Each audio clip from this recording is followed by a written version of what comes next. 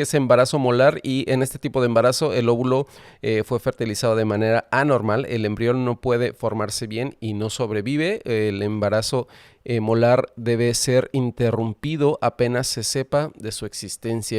Existen dos tipos de embarazo molar, el completo y el parcial. Eso te lo dejo porque tengo la información, pero me encantaría que mejor tú nos saques de la ignorancia. Para que sea más fácil de entenderlo, este es un exceso de material genético. Nosotros como seres humanos tenemos 46 cromosomas, ¿no?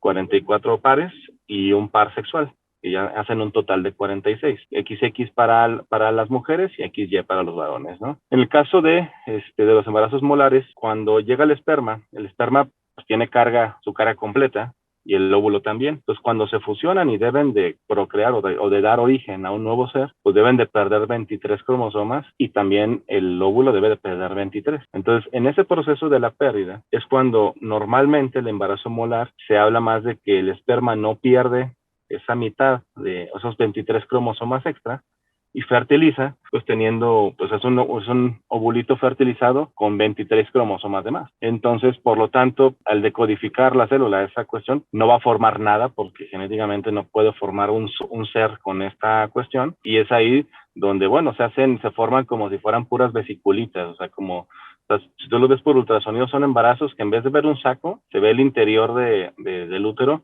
como si tuvieras muchos circulitos negros. Al final son cuestiones que sí efectivamente están produciendo hormona, o sea, es como un embarazo como tal, pero hay que interrumpirlo. ¿Por qué? Porque si no le das un adecuado manejo, te puede llevar a un tipo de cáncer que es raro, pero que existe, que se llama coriocarcinoma. Entonces, por eso el embarazo molar, en cuanto se detecta, hay que interrumpirlo, ¿no? Aquí da igual si es parcial, o sea, si se le ve embrión o no se le ve embrión. O sea, en cuanto tú ves eso, hay que interrumpirlo, y después de que lo interrumpes, tienes que darle seguimiento al de las hormonas. Tienes que estar viendo, hay cuestiones que pueden aparecer también, ¿no? Que se ponen quistes decaluteínicos, puede haber alteraciones hepáticas, puede haber como que algunas otras cuestiones, pero lo más común, lo más raro es que cuando lo interrumpes, para saber que no te va a llevar a cáncer, o sea, al coriocarcinoma, tienes que estar monitorizando la hormona cada semana hasta que llega a cero, ¿sí? Y si ves que pasan las semanas, pero la hormona del embarazo se sigue manteniendo, como que no baja, es ahí donde tienes que mandarlo con oncología para darle tratamiento médico, porque si no, en algún momento la va a llevar a cáncer. Ay, cabrón. O sea, puta madre. ¿Qué nivel de riesgo tiene, sea cual el tipo en el que te quieras tomar como referencia, o todos, el nivel de riesgo de una mujer de embarazarse? O sea, ¿cuál es su margen de riesgo siempre en eso? Sí entiendo lo que me quieres preguntar, pero eso es como muy particular dependiendo de Tendríamos de lo que que quieras. especificar. Sí, o sea, por ejemplo, eso es por enfermedad, ¿no? O sea, como por Claro. diabetes, como por preeclampsia y todo. Una vez que te embarazas, o sea, tienes del 10 al 15% de posibilidades de perderlo. Es algo que sí es como que una estadística que aún a pesar de los avances y todo, no se ha podido bajar, ¿no? O sea, 10, 15. o sea, ya me embaracé, ok, ¿qué riesgo tengo de que mi embarazo no llegue a fin? O sea, que lo pierda, o sea, del 10 al 15%. En cualquier etapa del embarazo, ya sea primero, segundo, tercer trimestre, ¿no? Pero más o menos, de esas 10 a 15% de las pérdidas, lo que yo te decía, el 80% de esos que se pierden, se van a perder más en los primeros 3 meses que en el resto de los otros trimestres, del segundo o tercero, ¿no? Entonces, como la mejor manera de englobar esa parte, porque si tú me dices, oye, ¿qué riesgo tienes para diabetes gestacional?